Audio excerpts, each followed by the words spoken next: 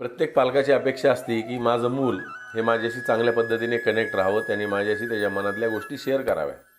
पण मूल हे ज्यावेळी 10 ते 16 या वयातनं जात असतं, त्यावेळी त्याच्यात शारीरिक, मानसिक आणि भावनिक खूप सारे बदल होत असतात. आणि हे बदल होत असताना एक पालक म्हणून आपली जबाबदारी आहे की आपण त्याच्या भावना समजून घेतल्या पाहिजेत. तर ह्या भावना समजून घेताना काय केलं पाहिजे, तर आपण त्याला आपला एक स्पेशल असा टाईम दिला पाहिजे ना, की तो आपण मोबाईल पाहताना, टी व्ही पाहताना किंवा जेवताना.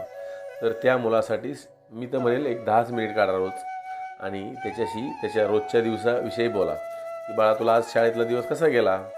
तू काय काय केलं? तू काय खेळ खेळलास? तुला काय आवडतं? तुला काय वाटतं? या गोष्टी त्याला विचारत जा. पण हे विचारत असताना त्याच्याकडनं जर एखादी गोष्ट चुकीची बोलली गेली तर त्याला तात्काळ रागवू नका. कारण जर तुम्ही रागावला तर तुमचं मूल पुढची गोष्ट तुम्हाला सांगणार नाही.